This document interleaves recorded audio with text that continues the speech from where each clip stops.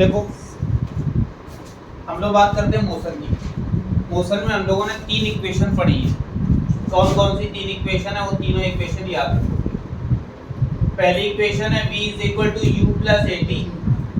दूसरी इक्वेशन है v square equal, ये थर्ड इक्वेशन में आ जाएगी कौन सी, v square equal u square plus का 2as। और सेकंड इक्वेशन कह सकते हैं s is equal to ut plus half at। ठीक है। अब अगर नॉर्मल सी बात करेंगे तो इक्वेशन ऑफ मोशन है। अगर तुमसे यहीं पे मोशन के लॉ पूछ ले या फोर्स लॉ ऑफ मोशन पूछ ले, क्या पूछ ले, फोर्स लॉ ऑफ मोशन। ठीक, तो जब कभी भी फोर्स लॉ ऑफ मोशन पूछेगा एक छोटी सी चीज याद रखनी है। क्या याद रखनी है कि फोर्स लॉ ऑफ मोशन ये तो बात करेगा, जब फोर्स की बात करेगा तो इसमें भी 3 लॉ होते हैं। इसको हम लोग फर्स्ट, सेकेंड और थर्ड लॉ ऑफ मोशन बोलते हैं। ठीक, फर्स्ट लॉ ऑफ मोशन की अगर बात करें तो हम यहाँ पे एक छोटी सी बात करेंगे। जैसे कोई भी ऑब्जेक्ट किसमें है, रेस्ट पोजीशन में है, तो वो कंटिन्यू रेस्ट में रहेगा जब तक उस पर कोई एक्सटर्नल फोर्स अप्लाई ना किया जाए। ठीक, हमने कहा फर्स्ट लॉ ऑफ मोशन में क्या है, जब तक कोई भी ऑब्जेक्ट किसमें है, रेस्ट पोजीशन में है, या हमने कहा मोशन पोजीशन में, तो कंटिन्यू मोमेंटम करता रहेगा जब तक उस पर कोई एक्सटर्नल फोर्स अप्लाई ना किया जाए। ठीक, फिर हमने बात की सेकंड लॉ ऑफ मोशन में। तो सेकंड लॉ ऑफ मोशन में एक छोटा सा फार्मूला हम लोगों को याद रखना है, क्या, F is equal to ma। ठीक, क्या याद रखना है, F इज इक्वल टू, तो F is equal to m into a लिख सकते हैं। तो अगर इसी के अकॉर्डिंग फार्मूला देखा जाए तो ये F है, इसको हम लोग कहेंगे फोर्स। ठीक है, m जो हो गया इसको हम लोग बोलते हैं मास, और a जो हमारे पास है उसको बोलते हैं एक्सेलरेशन। तो अगर डेफिनेशन देखी जाए तो सेकंड लॉ ऑफ मोशन में केवल इतना बताया गया कि इसको इनटू को बोलते हैं प्रोडक्ट। तो नॉर्मल सी बात है, हम केवल और केवल इतना कहेंगे, the product of mass and acceleration is called, क्या कहेंगे, the product of mass and acceleration is called, इसको हम लोग क्या बोलते हैं, सेकंड लॉ ऑफ। यहीं पे हमने बात की फर्स्ट लॉ में, तो फर्स्ट में हमने बताया कि अगर कोई भी ऑब्जेक्ट कैसे है, मोशन पोजीशन में है, या हम कहेंगे मोमेंटम में, तो कंटिन्यू मूवमेंट करता रहेगा। अगर कोई भी ऑब्जेक्ट हमारा कैसा है, रेस्ट पोजीशन में है, तो वो कंटिन्यू रेस्ट करता रहेगा जब तक उस पर कोई एक्सटर्नल फोर्स अप्लाई ना किया जाए।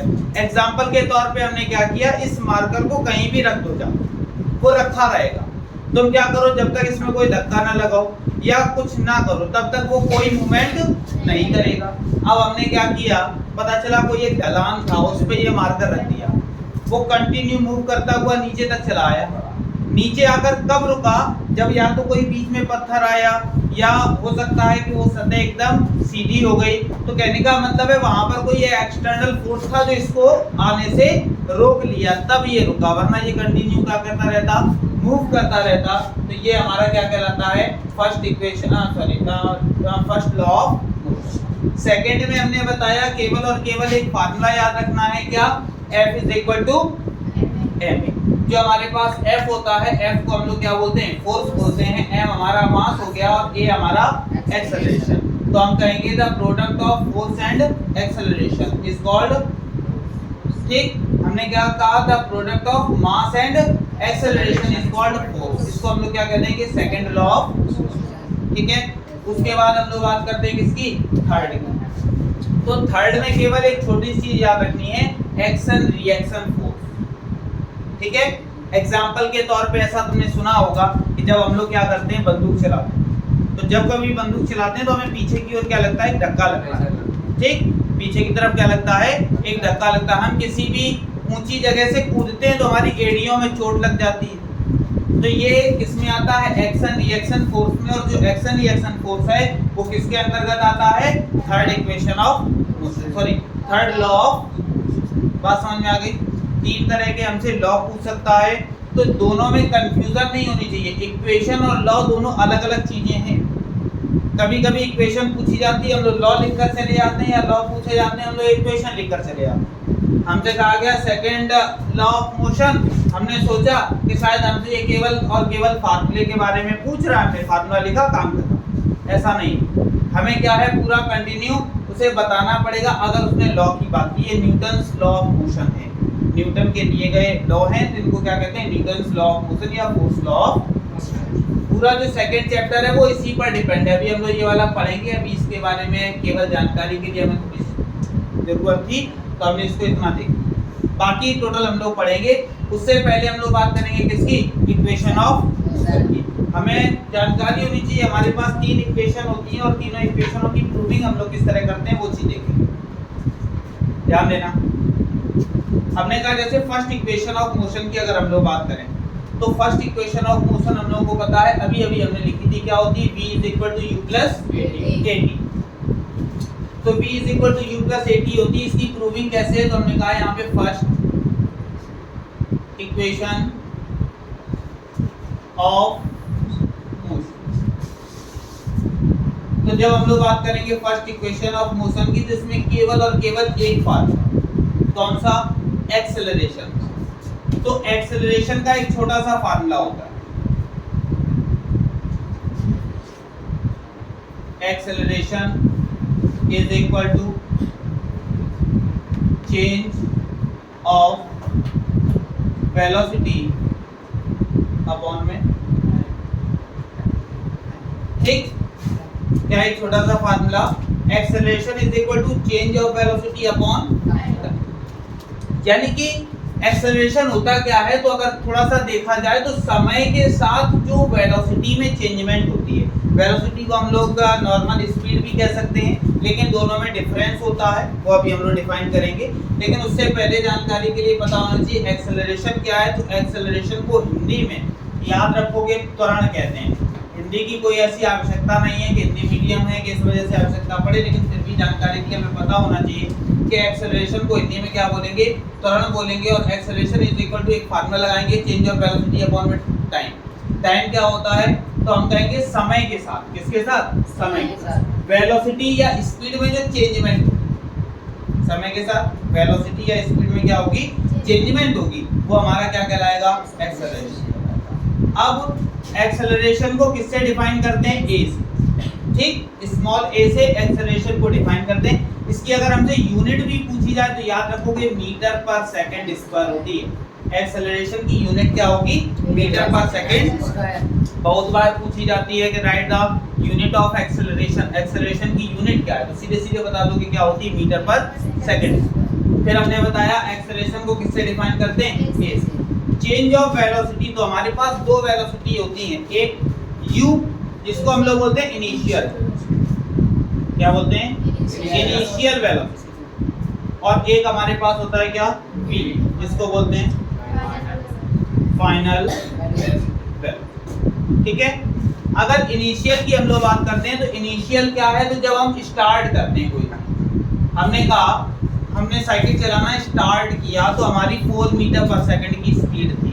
तो जब हमने चलाना स्टार्ट किया तब हमारी स्पीड जो थी उसको क्या बोलते हैं, इनिशियल। और जब हम किसी जगह पहुंचने वाले होते हैं, एंडिंग पॉइंट की जो हमारी स्पीड होती है, वेलोसिटी होती है, वो हमारी क्या कहलाती है, फाइनल। मोस्ट इंपॉर्टेंट है, इन दोनों में पहचानने में प्रॉब्लम होती है, कौन इनिशियल कौन फाइनल। तो बस इतना याद रखो, जब कोई भी व्यक्ति चलना स्टार्ट करता है तो वो इनिशियल, यानी कि इनिशियल को हम लोग स्टार्टिंग वेलोसिटी भी कह सकते हैं, और फाइनल को एंडिंग वेलोसिटी, यानी कि यात्रा हमारी समाप्त होने वाली होती है उस टाइम की जो वेलोसिटी होती है उसको v बोलते हैं। तो जब इन दोनों में चेंजमेंट कहता है तो चेंज ऑफ वेलोसिटी, तो यहाँ लिखेंगे v - u और अपॉन में क्या हो गया, v, ठीक। हमने कहा फर्स्ट इक्वेशन ऑफ मोशन किस तरह प्रूव करेंगे, एक फार्मूला हम लोग याद रखेंगे, acceleration = change of velocity upon में टाइम। तो हमने देखा एक्सेलरेशन को a से डिनोट करते हैं, चेंज ऑफ वेलोसिटी तो v - u अपॉन t हो गया, और हम लोग क्या करेंगे, इसके नीचे 1 और क्रॉस मल्टीप्लाई। तो हमने देखा 1 का v - u के साथ तो v - u हो जाएगा, और a का t के साथ u को अगर उधर ले गए u प्लस, ये हमारी क्या हो जाएगी, फर्स्ट इक्वेशन ऑफ। आया कि नहीं, कोई दिक्कत, इसको नोट कर लो। फिर स्टार्ट करते हैं सेकंड इक्वेशन ऑफ।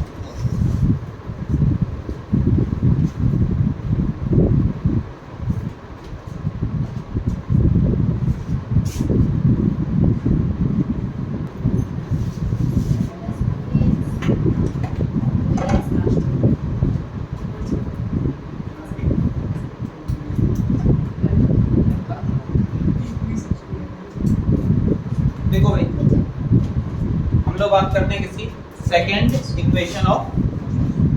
तो जब कभी भी सेकंड इक्वेशन ऑफ मोशन की बात करेंगे हमें जरूरत फर्स्ट वाले की भी पड़ेगी। तो हमें ये याद रखना है कि हमने जो पहली इक्वेशन प्रूव की है वो b = u + at है, ये हमें याद रखना है, ठीक है, क्योंकि बिना इसके हम लोग सेकंड इक्वेशन प्रूव नहीं कर सकते। ठीक, सेकंड इक्वेशन के लिए हम लोग एक छोटा सा फार्मूला पढ़ते हैं। क्या पढ़ते हैं? एक फार्मूला हम लोगों ने पढ़ा, स्पीड = डिस्टेंस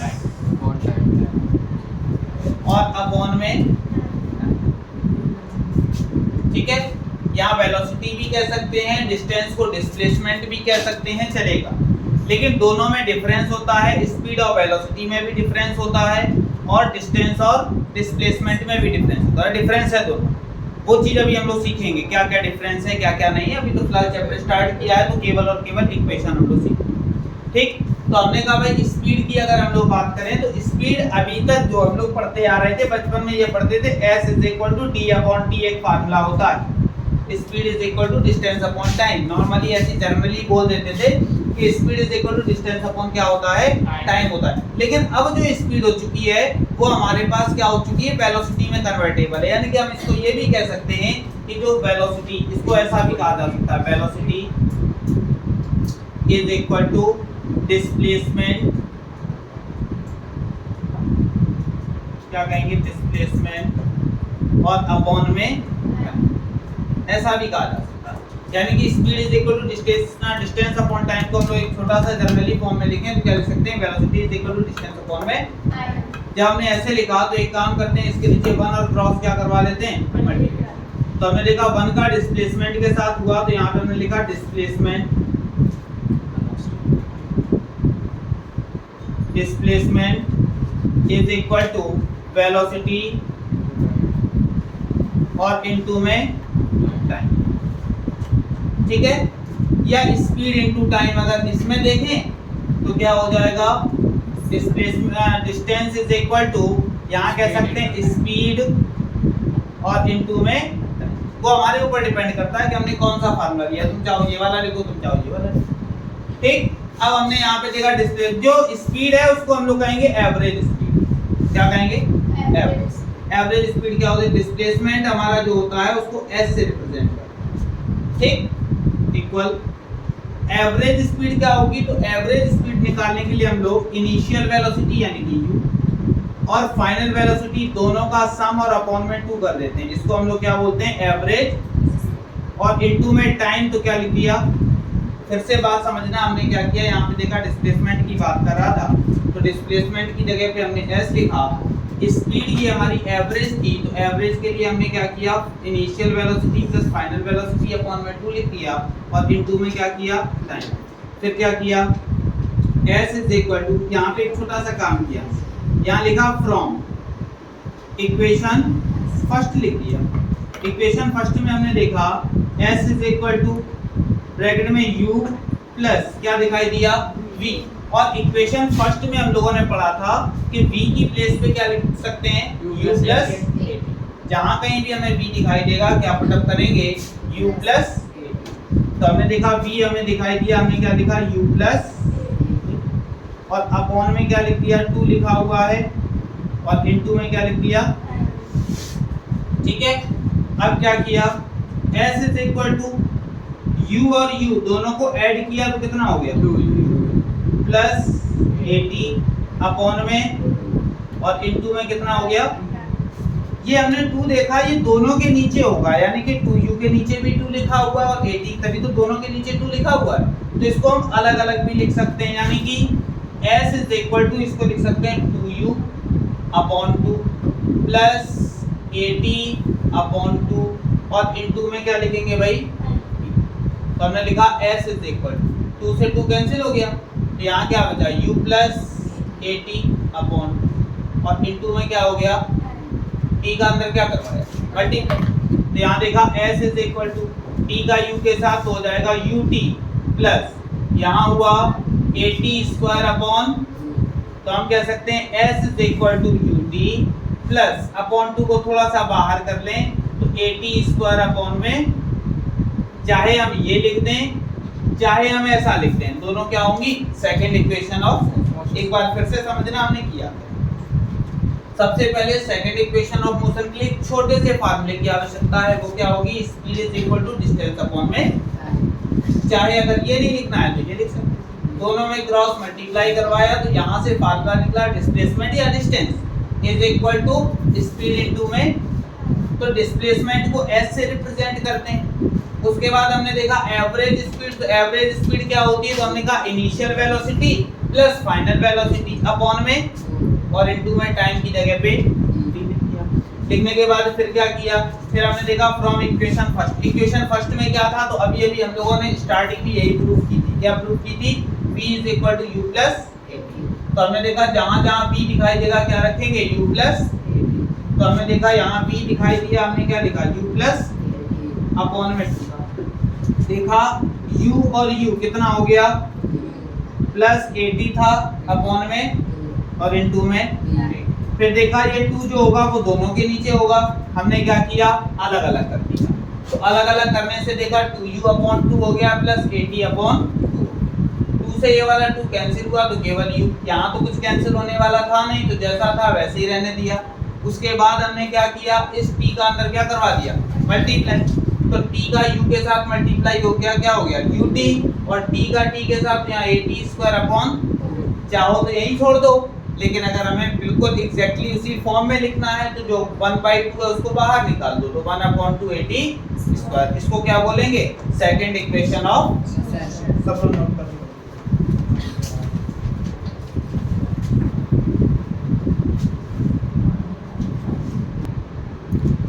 इसके बाद देखो थर्ड इक्वेशन ऑफ मोशन की अगर हम लोग बात करते हैं, ठीक, तो आसान है, मतलब सेकंड से ज़्यादा आसान थर्ड है हमारा सॉल्व करना। तो कैसे सॉल्व करेंगे, ध्यान देना है। हम लोग सबसे पहले क्या करते हैं, अभी फर्स्ट इक्वेशन के लिए हमने एक्सेलरेशन का एक फार्मूला पढ़ा था, क्या फार्मूला पढ़ा था, acceleration is equal to change of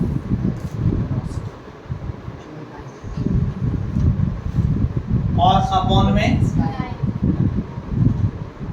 तो हमने कहा था एक्सेलरेशन को a से रिप्रेजेंट करते हैं, चेंज ऑफ वेलोसिटी तो v माइनस u, और अपॉन में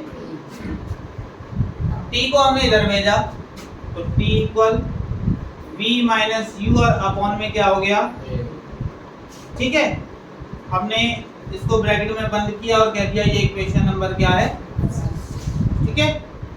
उसके बाद फिर क्या किया, अभी अभी हम लोगों ने एक फार्मूला नीचे प्रूफ किया था, शायद याद ना हो तो फिर से याद दिलवा दें।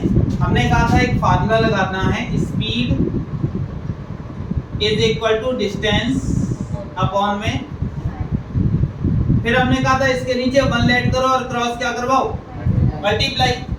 तो हमने देखा 1 का डिस्टेंस के साथ करवाया तो डिस्टेंस इक्वल स्पीड इनटू में, हमने कहा था ये जो स्पीड है उसको हम लोग क्या बोलेंगे, एवरेज। तो हमने कहा था डिस्टेंस को s से रिप्रेजेंट करते हैं, एवरेज स्पीड को हमने कहा था v प्लस u अपॉन 2, यानी कि final speed plus initial speed upon 2, और इनटू में क्या, फिर s equal v plus u upon 2 और इनटू में t, तो t की वैल्यू हमारे पास कहाँ है, इक्वेशन फर्स्ट में क्या है, v minus u upon a, जहाँ कहीं भी t दिखाई देगा क्या पुट अप करेंगे, v माइनस यू अपॉन, तो t की प्लेस पे हमने क्या लिखा, v माइनस यू अपॉन में s is equal to v plus u, v minus u, तो यहाँ देखो एक फार्मूला बना, अगर देखा जाए तो v प्लस यू मल्टीप्लाई करवाना है तो एक ब्रैकेट में, और v माइनस यू एक ब्रैकेट में, और अपॉन में 2 का a के साथ हुआ तो कितना हो गया, क्लियर। अब क्या हुआ, तो अब हमने यहाँ पे देखा s इज इक्वल टू एक फार्मूला बना a प्लस b और a माइनस, यानी कि a² माइनस, तो a की जगह b है तो b² माइनस u², और अपॉन में इसके नीचे 1 और क्रॉस मल्टीप्लाई, तो हमने देखा 1 का इधर मल्टीप्लाई हुआ तो b² माइनस u² इक्वल में 2a का s के साथ हुआ तो 2a, हम u स्क्वायर को इस तरफ ले गए तो हमने देखा v स्क्वायर इक्वल उधर जाएगा तो u स्क्वायर प्लस का 2a, इसको हम लोग क्या बोलेंगे थर्ड इक्वेशन ऑफ, कोई दिक्कत? फिर से एक बार समझना हमने किया क्या है थर्ड इक्वेशन ऑफ मोशन में, इंपॉर्टेंट है, बहुत ज्यादा इंपॉर्टेंट, ठीक है। हमसे तीनों इक्वेशन ऑफ मोशन पूछने हैं, अलग से पूछ लेगा। इसका यूज यही नहीं कि केवल यहीं खत्म हो जाता है, आगे चल के जो जो पढ़ोगे हर जगह, क्योंकि पूरी फिजिक्स, लगभग पूरी फिजिक्स जो है वो न्यूटन के लॉ पर ही डिपेंड करती है, यानी कि न्यूटन की इक्वेशन पर डिपेंड करती है। सब कुछ न्यूटन है, तो जब सब कुछ न्यूटन है तो भाई न्यूटन की हर चीज पढ़ना भी जरूरी है। फिर यही होता है, हमने यहाँ पढ़ाया था, देखो वो वाली इक्वेशन याद है, तो बस तुम लोग हाँ रिलेट कर देते हो, हाँ ये वाली याद है, लेकिन ये आई कहाँ से थी क्या नहीं, वो सारे सॉल्यूशन, ये भी ग्राफिकली सॉल्यूशन भी तुम लोगों को बता देंगे, लेकिन ग्राफिकली हमसे ज्यादा पूछता नहीं, हमसे नॉर्मली न्यूमेरिकली सॉल्यूशन ही पूछता है, यानी कि डेरिवेशन ही पूछता है, क्योंकि डेरिवेशन हमने तुम लोगों को करवाई है। क्या करेंगे थर्ड इक्वेशन ऑफ मोशन में एक बार फिर से याद रखेंगे। थर्ड इक्वेशन ऑफ मोशन हमारे पास क्या है, acceleration is equal to change of velocity upon time, जो कि फार्मूला हमने सबसे पहले लगाया था। तो हमने यहाँ देखा एक्सेलरेशन को a से लिखते हैं, चेंज ऑफ वेलोसिटी तो v minus u upon t लिख दिया। लिखने के बाद फिर हमने t को इधर ट्रांसफर किया और a को नीचे, तो t is equal to v minus u upon में क्या हो गया a। उसके बाद क्या किया, इसको कह दिया इक्वेशन नंबर फर्स्ट। उसके बाद क्या किया, एक फार्मूला हमने पहले बताया था कि speed is equal to distance upon में टाइम, क्रॉस मल्टीप्लाई, तो distance is equal to speed into time. जो स्पीड है उसको क्या बोलते हैं एवरेज, और एवरेज स्पीड के लिए v प्लस u अपॉन 2 और इनटू में क्या था। फिर हमने देखा t, तो t की वैल्यू हमने इक्वेशन फर्स्ट में निकाली थी, क्या होती v minus u upon a। जहां कहीं भी t दिखाई देगा क्या पुटअप करेंगे v माइनस u अपॉन, तो t की प्लेस पे v माइनस u अपॉन में क्या लिख दिया a। फिर हमने देखा मल्टीप्लाई करवाते हैं, तो v plus u v minus u लिखा। फिर हमने देखा यहाँ एक फॉर्मेट बना a प्लस b और a माइनस होता क्या a स्क्वायर माइनस, और यहाँ देखा 2 का a के साथ मल्टीप्लाई 2a हो गया।